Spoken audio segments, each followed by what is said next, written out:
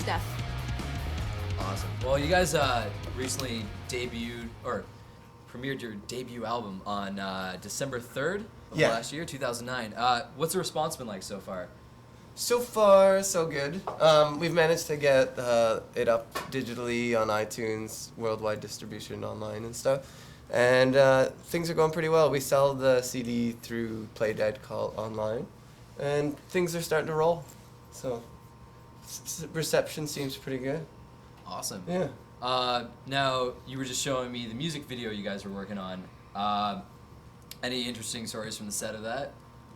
Well, that video is basically just a live capture of what we look like and how our live presence is, really. So we just took a lot of our shows, everything that we've done up until the CD release, and just compiled a video out. So it'll be online right now at our MySpace. You can check it out.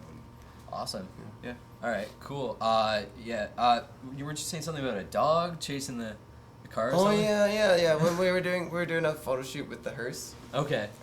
Which we use for various things. Like sometimes we'll use it to bring the gear to shows and stuff.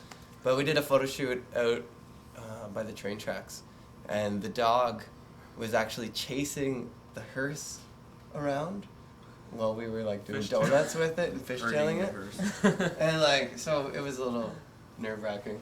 Because there's just like this little dog chasing a gigantic car, like trying to catch it.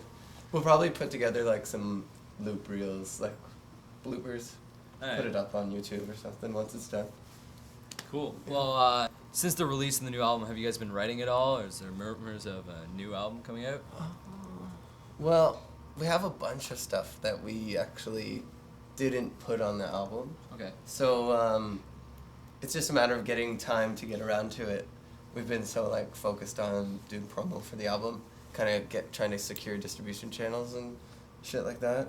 But we do have probably like 5 songs already written that we will start working on probably at the end of the summer. Start working on the new record. And then we have a bunch of jams, like if we're practicing, we'll just break into jams. So there's a lot of ideas floating around that we've got recorded like on our phones or whatever. But, you know, there's probably like... That's punk rock. Yeah. Well, just like if we have a good jam, someone turn on their phone recorder and like take down the idea so that we can revisit it later. Yeah, because I know if you don't write it down, you're Yeah, not going to it's remember gone. that riff you It's wrote. gone in 30 seconds. Yeah. That's usually with, like goldfish memories. Goldfish brains. Yeah. Oh, look, a castle. Like what? What are we talking about? Yeah, okay, we all know that there's this other band from Toronto called A.P.E. And obviously that's the acronym for your band. Do you find that, has that caused any problems for you guys? Well, it's kind of confusing. Okay, A.P.E. Yeah. is the acronym. Yeah. So it's not really supposed to be pronounced APE.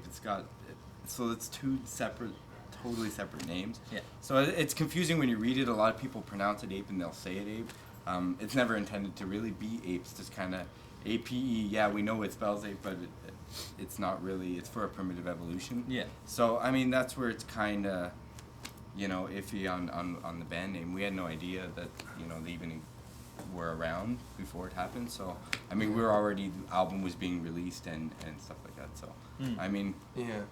there is a definite, if you put in a primitive evolution, you're not going to get ape. Yeah. And if you put in ape, you shouldn't be finding a primitive evolution unless it's on their blog. Well, That, you know, that it's happening. We really wish we could be a primitive evolution. if you Google ape, it's like it's There's all about 10 bands stuff called- about animals. And Yeah, shit. Ape Rape Escape. Ape Rape Yes. Escape. There's like a million bands called Ape or something to do with ape. And because we're called a primitive evolution, obviously we purposely chose the acronym to go along with the whole evolution concept and stuff. But when you come up with a band name, like, you might want to like check other bands having a conflicting name. You go on Google, you type in your band name. You're not going to like go with every acronym or every interpretation that people might come up with, because that would just be crazy.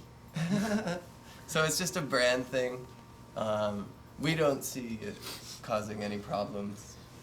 They think that it like impedes on their market or something, but if anything, I think they've created more press for us by complaining about it and like. You're asking a about it right now. Yeah. Oh, there we go. And so they've actually helped us. So thanks, Abe. I mean, even if they're making fun of you, it's like there's no such thing as bad publicity, Yeah, right? exactly. That's the old saying. Exactly. So it's nice. It's Yeah. good. It's good. So you guys incorporate a lot of social networking sites into getting your name out there on the internet and your online presence. More than most bands, I find, actually. I mean, you guys have what? You have Facebook, MySpace, Twitter, Reverb Nation. Yeah. I like Last.fm, Vampire Freaks. Yeah. How important is it to you guys to connect with your fans online through social networking? It's super important. That's the way it's being done. Nobody really.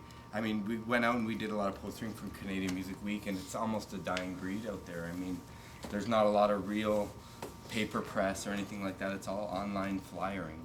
You know, you can call it that. It's just getting the word out and being on the sites that people use. I might not necessarily be on Vampire Freaks, but a lot of people do that will be interested in the band. So make sure you get everything covered, so if you ever, get looked up, you don't get missed. Mhm. So it's a one-time, you get your shot at it. If you don't get somebody in 3 seconds on a click, they're gone. They might never come back or check it out. Yeah. Right? So it's the most important thing to do right now. Yeah, we dedicate like 90% of our free time to like just being online constantly and blogging and just keeping our name out there, because if we don't, like, just another band is going to replace us. Yeah. Yeah. Just how it works. Keep it accessible.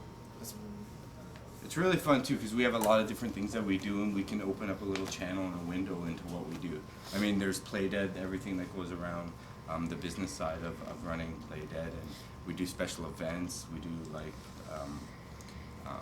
even our band show special events, the Viva Los Muertos festival that we put on. And it's a good channel to let people see your world and what it involves. So it's really good to have that channel. Like that channel wasn't available 10 years ago, 15 years ago, where we can show everybody what's going on without having it on TV. So now if somebody's interested, it's all there. So it's just the means of having it done. Like being able to, now you got to make videos, and now you got to, it's another whole world of stuff you got to do to be in a band. Mm-hmm. For sure.